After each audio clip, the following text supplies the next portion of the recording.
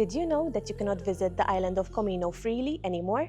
Hi, my name is Lara, I'm Maltese, and today I will be showing you everything you need to know before visiting the island of Comino, from the new online booking system to the most beautiful places to visit on the island. Basically, as of May 2025, the government introduced a new online booking system to control the amount of people on the island. If you're interested to find out more, continue watching this video. Today is going to be a very exciting day. We planned the whole day to be spent in Comino, which is a tiny island between Malta and Gozo. Our first stop is buying our lunch, the famous ftira. This is something us Maltese crave, especially when spending a day by the sea. It is made out of crunchy bread, which we call ftira, tomato paste, and filled with chunks of tuna and a variety of veggies like onions, beans, lettuce, olives, and of course, more tomatoes. If you want to take it up a notch, add some Maltese sausage to it. Let us know in the comments below what you think about this combo. Now that our lunch is settled, we're on our way to Chirkawa to board the water taxi that takes us straight to the Blue Lagoon in Comino. From the center of the island, it takes around 45 minutes to reach Chirkawa by car. My favorite part is when we reach Mellieha, as the scenery keeps getting better and better. The Comino water taxis are our preferred way as locals to go to Comino Island, as the journey only takes around 25 minutes and the boats start departing as early as 8:30 a.m. in the high season. Yes, that's right, we had to wake up super early to make all of this happen, but this means that we get to enjoy the island in peace before the large boat tours start arriving. Now that we parked our car, it's time to buy our tickets from the booth. This is where the new regulations start to kick in. To be able to buy the water taxi tickets to Blue Lagoon, we had to show proof that we had booked our slot to visit the island, which we had done just a couple of days before. It's super easy and quick to do, but without it, you will not be able to visit Comino, so it is important for you to follow the next steps. First, type in bluelagoonComino.mt. Select the date you'd like to visit the island on and choose either the morning, afternoon, or evening slot, and choose the amount of people you'd like to book these slots for. Once you confirm those details, click on Add to Cart and go to Checkout. The next step relates to your details. Make sure that you provide them with the correct email address and place your order. You should receive an email with QR codes for each individual you booked for. Make sure to check your spam or junk folder for this email if you don't find it in your inbox. If you want to spend the whole day in Comino, you have to repeat this entire process for each slot. At the ticket booth, all you have to do is show them that you have the QR code. We proceeded to buy the tickets, which cost €15 per person for a round trip. Whilst we were waiting in the queue, government officials scanned our code and gave us our wristbands. Make sure that the officials scan both of your QR codes if you're staying for the whole day, as wristbands are color-coded. Now, it's time for the fun part. We boarded the ferry and started the journey to Blue Lagoon. On the way, we were taken to see some sea caves and even went to Crystal Lagoon to see the cave with the collapsed roof.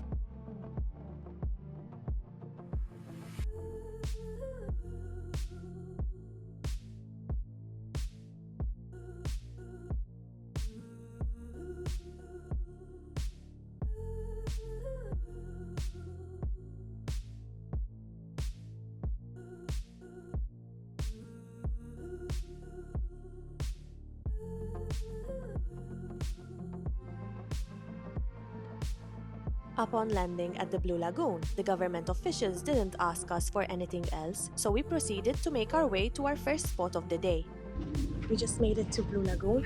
We arrived with the first boat like we planned, and there's basically no one swimming yet, so I'm very excited to get in the water.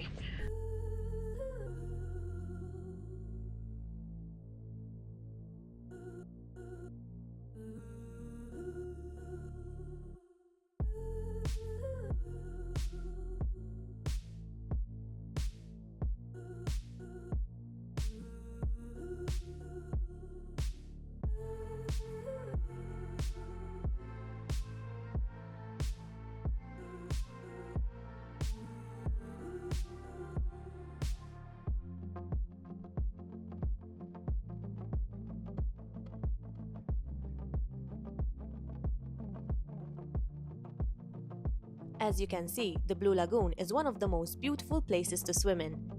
Its crystal clear water is so vibrant that you can spot it even from the plane. A large part of it is shallow, hence its name Lagoon, making it the perfect place to enjoy for all the family. However, if you're more adventurous, you can swim to the other side of the lagoon and explore this beautiful sea cave in Comino. Make sure to bring your mask to fully immerse yourself in Comino's underwater beauty.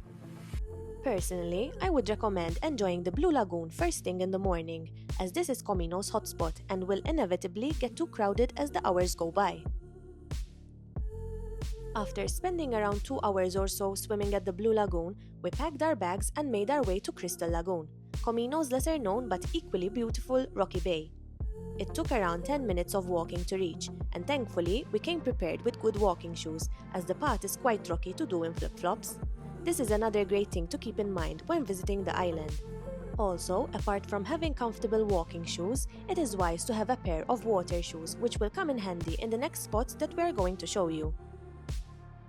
If you're enjoying this video, don't forget to like, comment and subscribe to our channel to find out everything you need to know about Malta. Once you arrive at Crystal Lagoon, the first thing you'll come across is the breathtaking view of the bay surrounded by steep, imposing cliffs and glittering turquoise waters. It is truly a magnificent sight to behold. What makes it even more stunning is the tower overlooking the bay.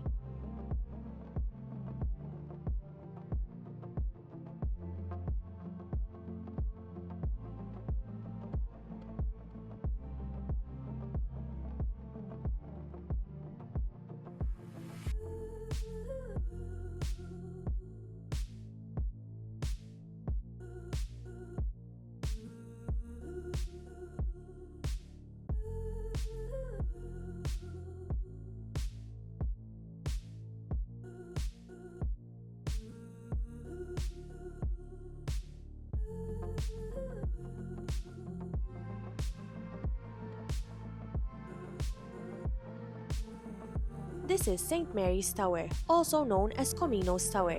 It was built in 1618, more than 400 years ago, by Grandmaster Winyacourt, the 54th Grandmaster of the Order of St. John. It is the fifth of 6 towers that were built in the Maltese Islands to be used as part of a defense system. St. Mary's Tower in particular was used to defend the island since Malta and Gozo used to be frequently attacked by Barbary corsairs. It also served as a communication link between Cittadella in Gozo and Mdina in Malta, all great places to visit on your trip. It seems Crystal Lagoon's beauty got the attention of foreign filmmakers, and in 2002, this site was used in the film The Count of Monte Cristo. Next to it, you can find the Isolation Hospital, which is now abandoned. This site has a complicated past. Part of it was built in the early 17th century to be used as military barracks. However, another part was subsequently added by the British in the later half of the 19th century. An extension was built to the existing building, which was to be used as an isolation hospital for soldiers arriving in Malta with cholera and plague. This protected the rest of the Maltese population. In the mid-20th century, the building also functioned as a school for the children of the island's residents, who were mostly farmers at the time. The school closed in the 1960s after the island's population dwindled. Later on, part of the building was used as a shop, but it eventually closed down. Not too far from the hospital, you'll find a cemetery, which was used to bury those who sadly did not get cured of their infectious diseases. Also, during World War I, German prisoners were also kept at the nearby isolation hospital and later buried at this cemetery when they died. These German prisoners were later exhumed in the late 1960s and repatriated. Now it's time to continue our trek to Santa Marija Bay. It takes around 20 minutes to reach from Crystal Lagoon. In this heat, it's great to have a hat with you so that you can protect yourself. Make sure to put on sunscreen whilst walking around the island during this time of the year, as you can easily get sunburnt due to the high UV rays. On the way to the bay, we passed by a chapel dedicated to the return of the Holy Family from Egypt. Can you believe that this chapel was first mentioned on a map back in 1296? On the way, we also came across the Maltese national plant, known as Widnet el-Bahar. It's a bit dry at the moment due to the heat, but it is usually a very vibrant purple. Finally, we made it to Santa Marija Bay. This is a sandy beach in the north part of the island and offers a quieter, more secluded swimming experience. It's also a great place to snorkel.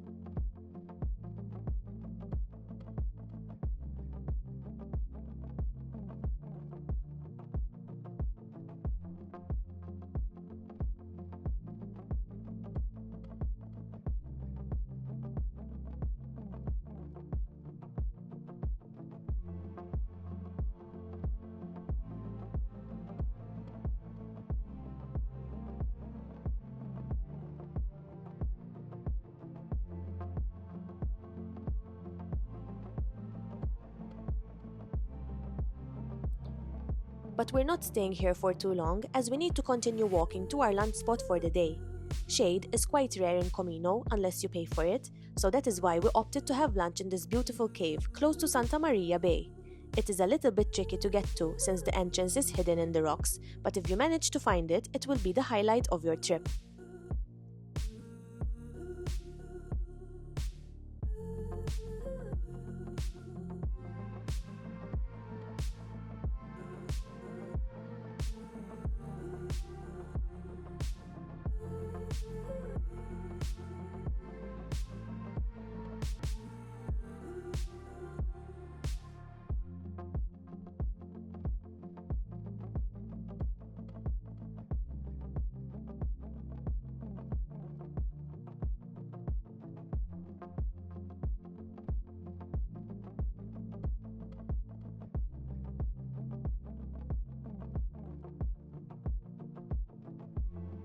This cave, known as Santa Maria Cave, has two parts.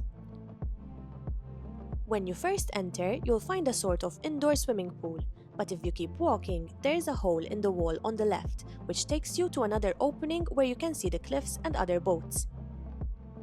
This place is quite famous among scuba divers because there are a lot of underwater channels beneath. But you don't have to be a scuba diver to swim here, and you have two options where to swim, either in the calm indoor pool that glows strikingly blue from the light passing through the channels, or jumping from the rocks into the clear aqua waters of the cave. Not too shabby for a land spot, eh?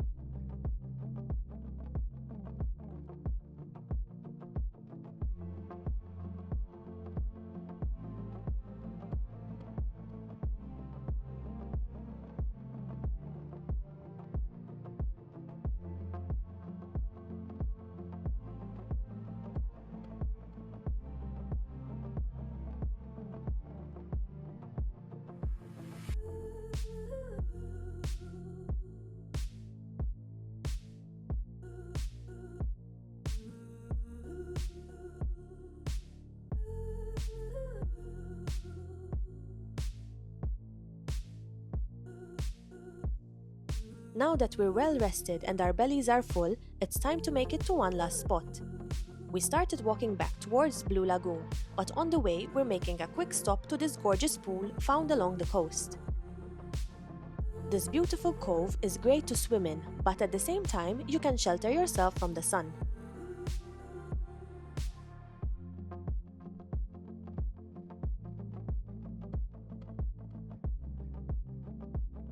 And now we're back at the Blue Lagoon. We passed by quite a few vendors on our way down to the dock. As you can see, there is a variety of food options to choose from, as well as lockers to store your belongings and people selling water sports activities, amongst other things. Of course, you'll also find many stands selling the famous cocktails and pineapples. These make for great Instagram photos, but please dispose of them properly in the many bins available. Let's leave the place better than we found it.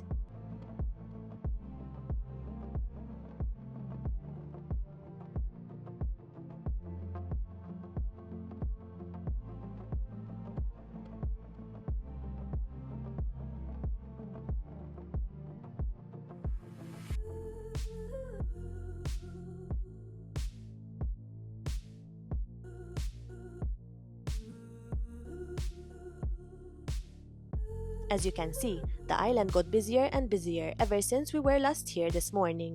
So in the end, it was a wise decision to explore the island by foot and not just stay in the Blue Lagoon. Now it's time to make it back to the dock to catch the 5:30 p.m. ferry back to Chirkawa. I hope you had a wonderful time exploring with us and that you got to discover some amazing locations in Comino. It would really mean a lot to us if you can support our channel so we can keep bringing you the best of Malta. Tell us what you think in the comments below, and until next time, ciao ciao!